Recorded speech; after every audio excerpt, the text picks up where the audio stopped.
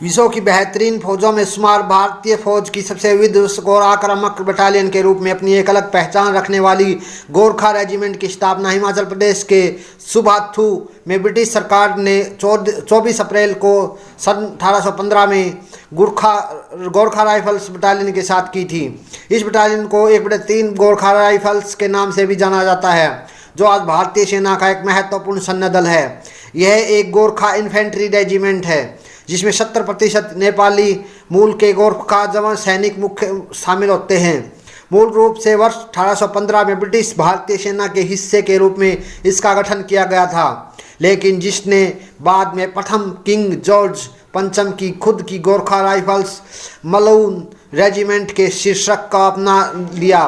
वर्ष 1947 में भारत की स्वतंत्रता के बाद इसे भारतीय सेना के हस्तांतरित कर दिया गया सेना और 1950 में जब भारत एक गणराज्य बन गया तो इसका नाम गोरखा राइफल्स मलून रेजिमेंट रखा गया।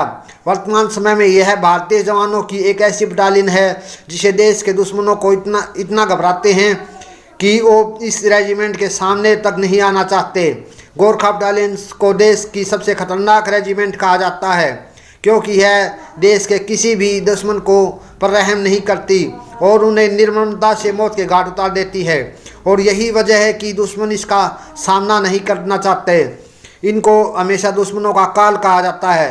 प्राचीन इतिहास के पन्नों को पलट कर देखें तो हिमाचल के सुबाथू में स्थित रेजिमेंट के संग्रहालय में गोरखा सेना प्रमुख अमर सिंह थापा व अन्य सभी जाबाज गोरखा फौज के बहादुरी के किस्से सुनहरे अक्षरों से स्वयं अपना परिचय दे रहे हैं।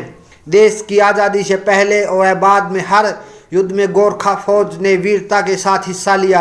रेजिमेंट को हर तरह के मोर्चे पर जंग लड़ने का काफ़ी लंबा अनुभव है और अपने आज़ादी से पहले कई औपनिवेशिक संघर्षों के साथ ही प्रथम और द्वितीय विश्व युद्ध सहित कई संघर्षों में भाग लिया। अंग्रेजों के लिए गोरखा सैनिकों ने दोनों विश्व युद्ध में अपनी वीरता, अदम्य साहस और युद्ध कौशल का परिचय दिया। प्रथम विश्व युद्ध में लगभग 2 लाख गोरखा सैनिकों ने हिस्सा लिया था, जिसमें लगभग 20,000 सैनिकों को रणभूमि में वीरगति को प्राप्त हो गए। द्वितीय विश्व युद्ध में लगभग 2.5 लाख गोरखा जवान सीरिया, उत्तर अफ्रीका, इटली, ग्रीस व बर्मा आदि के युद्ध मोर्चों पर भेजे गए थे। उस विश्व युद्ध में 32,000 से अधिक वीर गोरखाओं ने अपनी शहादत दी थी। ब्रिटिश आर्मी और भारत के अलावा कई देशों की सेना में गोरखा योद्धा आज भी भारी संख्या में मौजूद हैं। भारत की स्वतंत्रता के बाद के समय में वीर गोरखा जवानों ने अपनी वीरता का परिचय जंग के मोर्चे पर बार बार दिया। वर्ष 1947 के बाद से रेजिमेंट के अलग अलग देशों में संयुक्त राष्ट्र के विभिन्न शांति अभियानों का हिस्सा रही।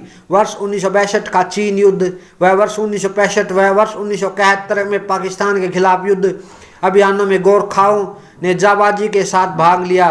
पाकिस्तान और चीन के खिलाफ हुई सभी लड़ाइयों में युद्ध के सामने अपने अदम्य साहस व बहादुरी का लोहा मनवाया था।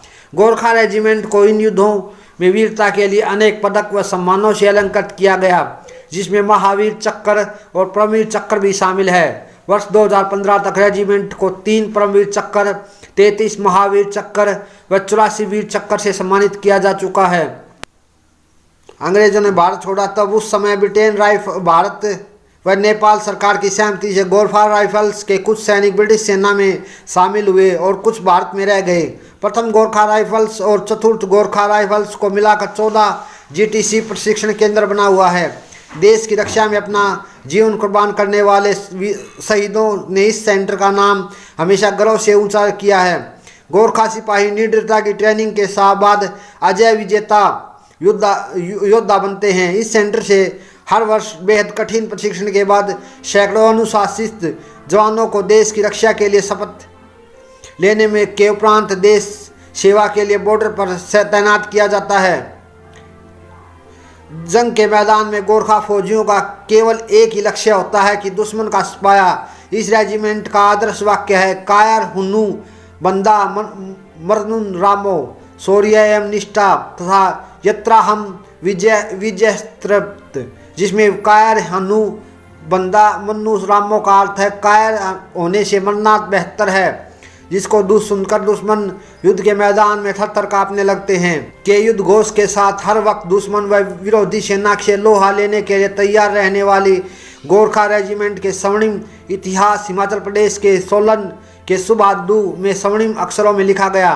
गोरखा जंग के मैदान में जब अपने नारों का जय जयकार लगाते हैं तो उनको दुश्मन सुनकर दुश्मन भी भय से थर-थर कांपता है।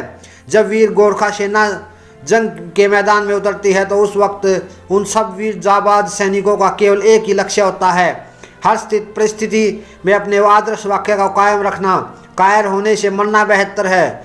भारतीय आर्मी के भूतपूर्व chief of staff general Sam Manekshaw एक बार कहा था कि यदि कोई कहता है कि मुझे मौत से डर नहीं लगता तो वह या तो झूठ बोल रहा है या वह गोरखा है। गोरखा रेजिमेंट से सेना के सर्वोच्च शिखर पर पहुंचने जनरल दलबीर सिंह को जून 1974 को 4/5 GRAF में कमीशन दिया गया। वर्तमान में जनरल विपिन रावत जो देश के पहले चीफ ऑफ डिफेंस स्टाफ है, उन्हें 16 दिसंबर 1978 को 11 गोरखा राइफल्स की 5वीं बटालियन में कमीशन मिला था। गोरखा रेजिमेंट की स्थापना दिवस पर हमें बटालियन के सभी वीरों को नमन करते हैं।